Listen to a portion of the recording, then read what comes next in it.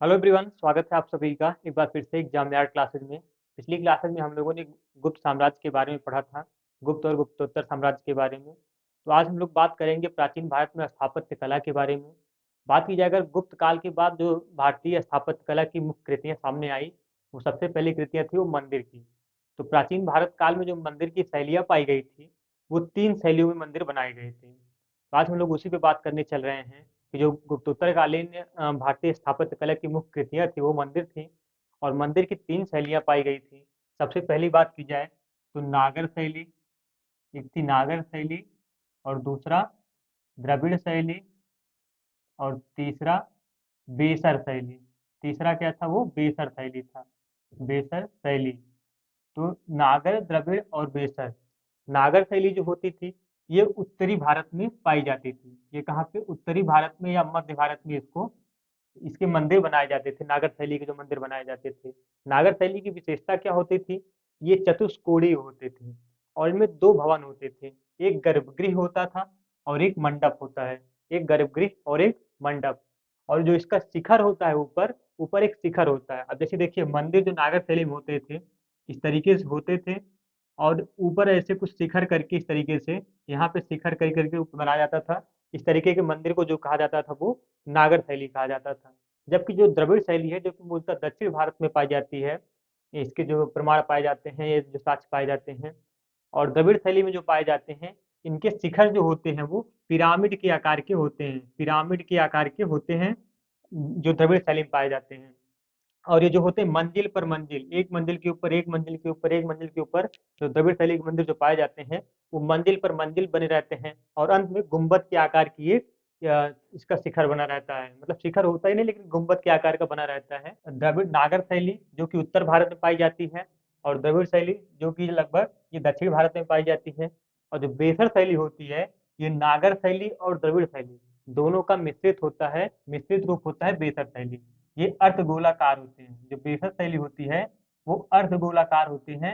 और ये नागर शैली और द्रविड़ शैली दोनों का मिक्सअप होता है बेसर शैली, जो कि मध्य भारत में कुछ भागों में पाए जाते हैं। सबसे ज्यादा प्रमाण जो पाए जाते हैं वो नागर शैली और द्रविड़ शैली में ही पाए जाते हैं। तो आइए हम लोग एक एक करके देखते हैं। नागर शैली के जैसे कुछ उदाहरण हैं। नागर शैली के कुछ उदाहरण आपको मिलेंगे।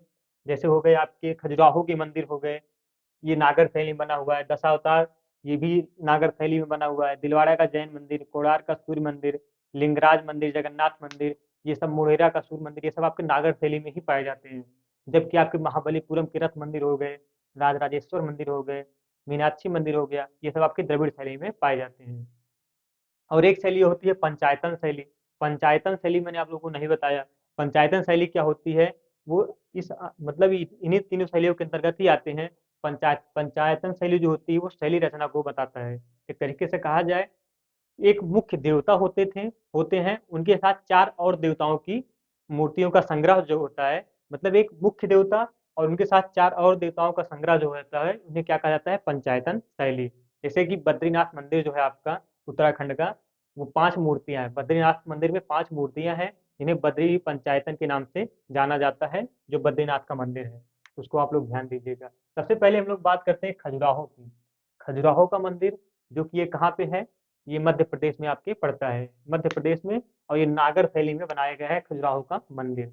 और इसे चंदेल राजाओं द्वारा बनवाया गया था। एग्जाम में मोस्ट इंपॉर्टेंट है। चंदेल राजाओं द्वारा, ये पूछता है एग्जाम में क्वेश्चन कि चंदेल राजाओं द्वारा बनाई गई खजुराहो का मंदिर किस किन शासकों द्वारा बनाया गया है? तो चंदेल राजाओं द्वारा बनवाया गया है। और 950 से 1050 ईस्वी के मध्य में बनवाया गया है। 950 से 1050 ईस्वी के मध्य में इसका निर्माण हुआ है। और सबसे इम्पोर्टेंट जो बात है कि ये हिंदू धर्म और जैन धर्म दोनों से संबंधित है, ये खजुराहो का मंदिर। और इनमें लगभग कुल 85 मंदिरों का उल्लेख मिलता है। 85 मंदिरों का उल्लेख इस मंदिर में खजुराहो के मिलता है। जो कि यहाँ पे सबसे प्रमुख जो मंदिर है, उसे क्या कहा जाता है? कंदरिया महादेव का मंदिर। कंदरिया महादेव का मंदिर। महादेव का मंदिर, यहाँ पे जो है सबसे प्रमुख मंदिर है वो कंदरिया महादेव का प्रमुख मंदिर है।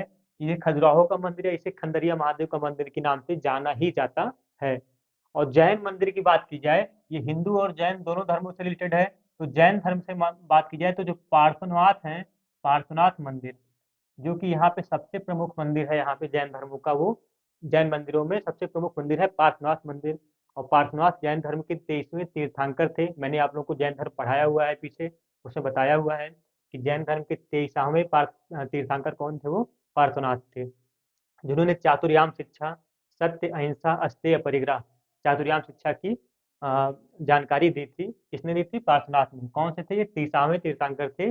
और एग्जाम से क्वेश्चन पूछता है कि खजुराहो में सबसे प्रमुख मंदिर जैन धर्म का किस तीर्थंकर का है, तो वो 23वें तीर्थंकर पार्श्वनाथ का है। तो इसको भी आप लोग ध्यान दीजिएगा। और इसे जो है यूनेस्को की विश्व धरोहर स्थली में शामिल किया गया है, खजुराहो के मंदिर को। इसके अलावा भीमबेटका की गुफाएं हो गई मध्य प्रदेश की, या सांची का स्तूप हो गया, ये सब भी आपकी इसमें आते हैं। इसके अलावा जो बात की जाए 64 योगिनी मंदिर, इसी खजुराहो के मंदिर में ही आप 64 योगिनी मंदिर पाएंगे आप। 64 योगिनी मंदिर, ये भी एक आध बार पीसीएस यूसीएस के एग्जाम में पूछा गया है। 64 योगिनी मंदिर कहाँ, किस मंदिर से रिलेटेड है? वो खजुराहो के मंदिर से रिलेटेड है। इसके अलावा राजा धंग द्वारा बनाया गया एक मंदिर है मांगतेश्वर मंदिर। मांगतेश्वर मंदिर, मांगतेश्वर मंदिर, मांगतेश्वर मंदिर, ये किसके द्वारा बनवाया गया है? राजा धंग द्वारा। राजा धंग द्वारा बनवाया गया मांगतेश्वर मंदिर भी इसी खजुराहो में ही आता है। अब इसके अलावा हम लोग बात करेंगे दशावतार। दशावतार जो कि उत्तर प्रदेश के ललितपुर में पड़ता है, या देवगढ़ में पड़ता है। ललितपुर में एक स्थान है देवगढ़, देवगढ़, ललितपुर। ललितपुर कहाँ पे पड़ता है? तो उत्तर प्रदेश में पड़ता है। और ये किस शैली में बना हुआ है? कि नागर शैली में ही बना हुआ है ये मंदिर।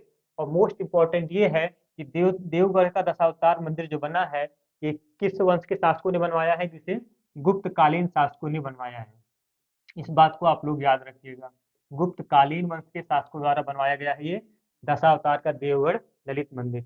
अब इसके आगे हम लोग बात करते हैं एलिफेंटा की। एलिफेंटा की जो मंदिर है, इसे भी राष्ट्रकूट, एलिफेंटा और एलोरा दोनों जो है किसके द्वारा बनवाया गया है? राष्ट्रकूट शासकों द्वारा। राष्ट्रकूट शासकों द्वारा बनवाया गया है। ये मोस्ट इंपॉर्टेंट है। एलिफेंटा की जो गुफाएं हैं, एलिफेंटा के जो मंदिर है, वो किन शासकों द्वारा निर्मित किया गया है? किस वंश के शासकों द्वारा? तो राष्ट्रकूट शासकों द्वारा ये बनवाया गया है एलिफेंटा के मंदिर, एलिफेंटा की जो गुफाएं हैं। और इनमें सबसे बात की जाए तो ये इनमें 2 बौद्ध गुफाएं हैं। कुल टोटल टोटल 5 गुफाएं हैं जो मेन है। इनमें 2 बौद्ध धर्म से संबंधित है और 3 हिंदू धर्म से संबंधित हैं। और हिंदू धर्म से जो संबंधित है मुख्यतः वो शिव से संबंधित है। भगवान शिव से संबंधित यहाँ पे मूर्तियां या मंदिर, गुफाएं स्थापित हैं। ठीक है। एलोरा की बात की जाए तो मोस्ट इंपॉर्टेंट है। एलोरा के बारे में बहुत ही इंपॉर्टेंट पूछता है। ये कौन सा ऐसा मंदिर है, कौन सी ऐसी गुफाएं हैं जो 3 धर्मों से संबंधित है? हिंदू, हिंदू, बौद्ध और जैन, 3 धर्मों से रिलेटेड है ये एलोरा की गुफाएं या एलोरा के मंदिर। यहाँ पे कुल 34 गुफाएं पाई जाती हैं। 34 गुफाएं पाई जाती है एलोरा में। ये एग्जाम में क्वेश्चन पूछता है। 1 से 12 तक जो है, 1 से 12, 1 से 12 तक ये बौद्धों से संबंधित है। किससे? बौद्धों से। 1 से 12 तक की गुफाएं बौद्धों से संबंधित है। जबकि 13 से 29 तक, 13 से 29 तक हिंदुओं से संबंधित है, हिंदुओं से संबंधित है। और जबकि 30 से लेके 34 तक, 30 से 34 तक किससे? जैनों, जैन धर्म, जैनियों से संबंधित है। तो इस तरीके से एलोरा के जो गुफाएं हैं, ये भी राष्ट्रकूट शासकों द्वारा ही बनवाए गए थे। महाराष्ट्र के एलिफेंटा, एलोरा, अजंता, ये सब कहाँ पे पड़ते हैं? आपके महाराष्ट्र के औरंगाबाद जिले में पड़ते हैं। और एलोरा में कुल 34 गुफाएं हैं। इस बात को आप ध्यान दीजिएगा। 1 से 12 तक बौद्धों का है, 13 से लेकर 29 तक हिंदुओं का है, और 30 से लेकर 34 तक जैन धर्म से रिलेटेड है ये मंदिर। और ये 3 धर्मों से संबंधित पहला ऐसा मंदिर है जहाँ पे 3 धर्मों से संबंधित मंदिर ऐसे हैं, रहते हैं। और एलोरा की बात की जाए तो द्रविड़ शैली में बना हुआ है। ये सब किस शैली में बना हुआ है? द्रविड़ शैली में निर्मित विश्व प्रसिद्ध मंदिर का निर्माण राष्ट्रकूट शासक कृष्ण प्रथम ने करवाया था। एलोरा का जो निर्माण करवाया था वो कृष्ण प्रथम। ये कौन थे? कृष्ण प्रथम। ये राष्ट्रकूट शासक थे, इनके द्वारा ही इसका निर्माण करवाया गया था एलोरा की गुफाओं का। लेकिन जो एलिफेंटा और एलोरा हैं, इनमें बेहतर शैली के भी कुछ निर्माण आपको मिलते हैं।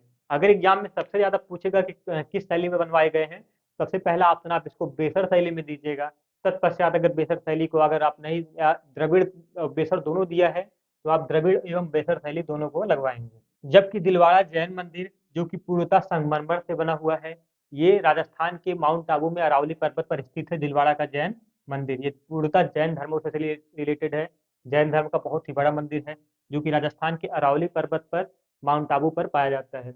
ये जो जैन मंदिर है, ये तो कहा इसके गुजरात के जो चालुक्य या सोलंकी वंश के शासक थे, गुजरात के चालुक्य या सोलंकी वंश के जो शासक थे, चालुक्य या सोलंकी वंश, आप कह सकते हैं, सोलंकी वंश के जो शासक थे, भीमदेव प्रथम, भीमदेव प्रथम, भीमदेव प्रथम जो थे, उनके एक सामंत थे। भीमदेव प्रथम के सामंत थे, कौन थे? विमल शाह। ये एग्जाम में क्वेश्चन पूछता है कि दिलवाड़ा का जैन मंदिर किसने बनवाया था? तो विमल शाह ने बनवाया था। विमल शाह किसके सामंत थे? तो गुजरात के चालुक्य सोलंकी वंश के जो शासक थे, भीमदेव प्रथम, उनके सामंत थे विमल शाह। और ये दिलवाड़ा का जैन मंदिर पूर्णतः संगमरमर से निर्मित है। कहाँ पे है? अरावली पर्वत पर है। इसके अलावा बात की जाए कोणार्क का सूर्य मंदिर, कोणार्क का सूर्य मंदिर, इसे काला पैगोडा भी कहा जाता है। काला पैगोडा, ये मोस्ट इंपॉर्टेंट क्वेश्चन है। काला पैगोडा किस मंदिर को कहा जाता है? तो कोणार्क के सूर्य मंदिर को ही काला पैगोडा भी कहा जाता है। इसका जो निर्माण करवाया है वो नरसिंह वर्मन प्रथम ने करवाया है। नरसिंह वर्मन प्रथम ने इसका निर्माण करवाया है। इसको आप ध्यान दीजिएगा, नरसिंह वर्मन प्रथम ने इसका निर्माण करवाया है। ये बार बार एग्जाम में क्वेश्चन पूछता है। और कब करवाया है? 13वीं शताब्दी में। इसको भी आप नोट कर सकते हैं, 13वीं शताब्दी में इसका निर्माण नरसिंह वर्मन प्रथम ने करवाया है।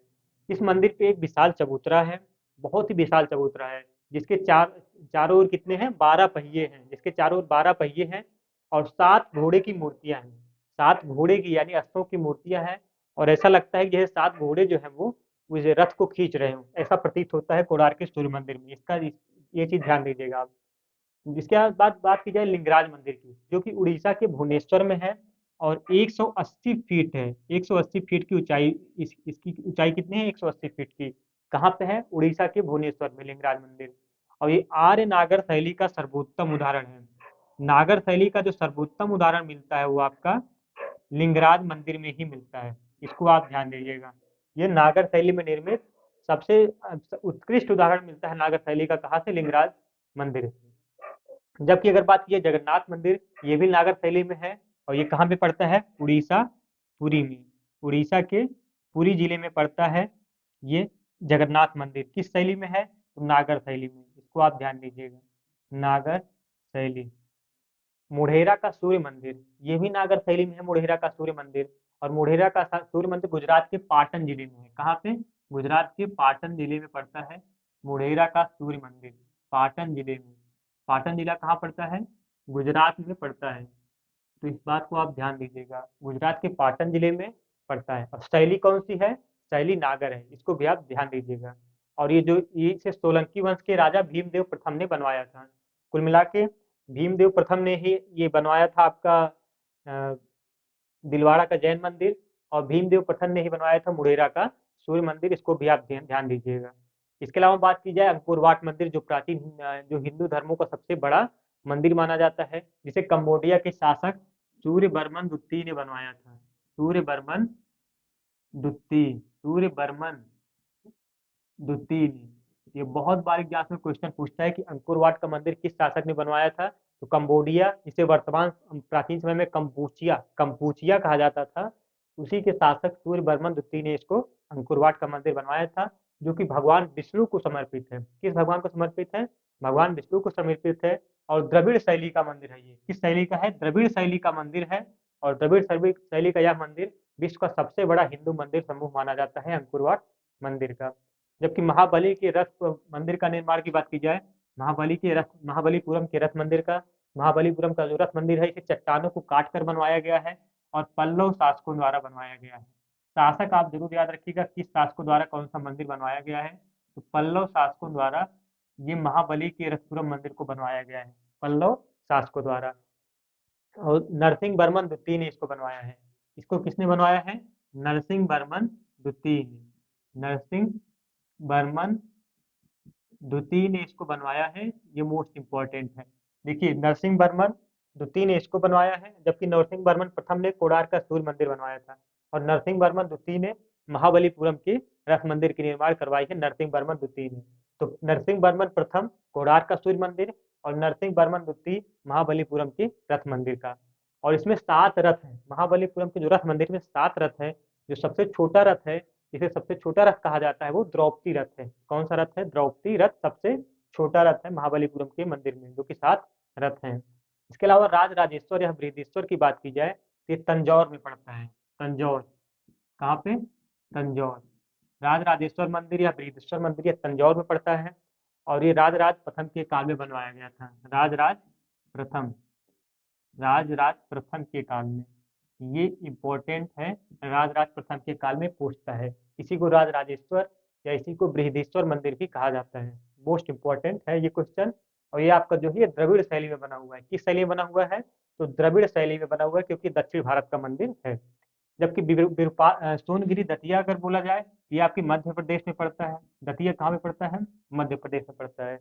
और सोनगिरी दतिया जो है, ये एक जैन मंदिर है। सोनगिरी दतिया का जो मंदिर है, ये जैन मंदिर है। इसके बारे में भी आपको पता होना चाहिए। एग्जाम में अगर क्वेश्चन पूछ ले, सोनगिरी दतिया का जो मंदिर है वो किस धर्म से रिलेटेड है? वो जैन धर्म से रिलेटेड है। वर्तमान में यहाँ पे कुल 13 मंदिर हैं। कितने मंदिर हैं? सॉरी, 103 मंदिर हैं। दतिया में कुल 103 मंदिर है। जबकि पहाड़ी पर जो 57वां मंदिर है, पहाड़ी पर जो बना 57वां मंदिर है, 57वां, वो भगवान चंद्र प्रभु से रिलेटेड है। ये भी एग्जाम से क्वेश्चन पूछा है। चंद्र प्रभु।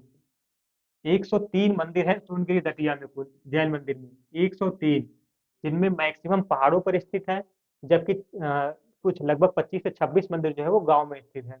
तो पहाड़ों पर जो स्थित 57वां मंदिर है, 57वां, वो किससे संबंधित है?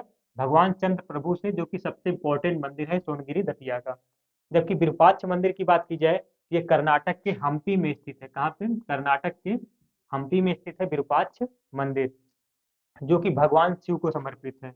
भगवान शिव को समर्पित है और ये द्रविड़ शैली में बना हुआ मंदिर है। सोमनाथ मंदिर बहुत इंटरेस्टिंग है। सोमनाथ मंदिर जो कि शिव भगवान शिव से रिलेटेड है। सोम ये कब बना हुआ है? तो सोमनाथ मंदिर की बात की जाए, तो इसके बारे में बात की जाए तो गुजरात के सौराष्ट्र जिले में है। गुजरात के सौराष्ट्र जिले में है। और आपको पता होगा, इसके जो निर्माण करता है देव ने, चंद्रदेव, जो इसके साथ, जो कि बहुत पहले के वहाँ के शासक थे, उन्होंने इसका निर्माण करवाया था। और इसकी बात की जाए तो ये ऋग्वेद में भी इसका उल्लेख मिलता है कि चंद्रदेव ने ही इसका निर्माण, सोमनाथ मंदिर का निर्माण करवाया था। महमूद गजनवी ने ही 1024 ईस्वी में इस पर आक्रमण किया था। सोमनाथ मंदिर पर महमूद गजनवी ने कब आक्रमण किया था? 1024 ईस्वी में महमूद गजनवी ने 5000 साथियों के साथ इस पे आक्रमण किया था। और ऐसा कहा जाता था, जिस समय महमूद गजनवी ने 5000 साथियों के साथ पूरे अस्त्र शस्त्र के साथ आक्रमण किया था, उस समय इस सोमनाथ मंदिर में कम से कम 50,000 श्रद्धालु जो थे, वो पूजा अर्चना कर रहे थे। 50,000। और सभी को जो है, सभी का कत्लेआम कर दिया गया। जिन 50,000 श्रद्धालुओं का कत्लेआम कर दिया गया महमूद गजनवी की सेना के द्वारा। और ये बहुत ही दुखद घटना थी। और इसमें बहुत सारे धन और अथाह संपत्ति की लूटपाट उन्होंने की थी। तो इस तरीके से इसको आप ध्यान दीजिएगा। 1024 ईस्वी में महमूद गजनवी ने इस पर आक्रमण किया था। और बाद में इसका फिर निर्माण करवाया गया। लेकिन ऐसा फिर कहा जाता था कि औरंगजेब जो थे, औरंगजेब 17वीं शताब्दी में, उन्होंने फिर इस मंदिर को जो है क्या कर दिया? ध्वंस कर दिया, इसका विनाश कर दिया इस मंदिर का। लेकिन बाद में सरदार वल्लभ भाई पटेल ने इसका पुनः निर्माण करवाया था। सरदार वल्लभ भाई पटेल ने इस मंदिर का जो वर्तमान स्वरूप है, उसका निर्माण जो करवाया गया था, वो वल्लभ भाई पटेल के द्वारा करवाया गया था, ऐसा इतिहास में वर्णित है। जबकि मीनाक्षी मंदिर, जो कि द्रविड़ शैली का एक मंदिर है, इसे भगवान शिव की पत्नी मीनाक्षी को समर्पित है। इसे पांड्य राजाओं द्वारा बनवाया गया था। पांड्य शासकों द्वारा या पांड्य राजाओं द्वारा बनवाया गया था। ये एग्जाम में क्वेश्चन पूछता है। तो इस तरीके से आप लोगों ने देखा, प्राचीन भारतीय काल में स्थापत्य कला के जो मंदिर थे, इसकी क्या क्या मतलब किस किस शासकों द्वारा बनवाए गए थे, इनकी क्या क्या विशेषताएं थी, मैंने आप लोगों को बताया। अब आगे जो इसकी इतिहास की क्लास कुछ और बची है, प्राचीन इतिहास की, उसमें हम आप लोगों को दक्षिण भारत के प्रमुख राजवंश के बारे में बताएंगे। आप लोग बस क्लास चैनल को सब्सक्राइब कर लीजिएगा और नोटिफिकेशन का बटन ऑन कर लीजिएगा, ताकि आप लोग को सारी नोटिफिकेशन मिलते रहें। आप लोगों का बहुत बहुत शुक्रिया।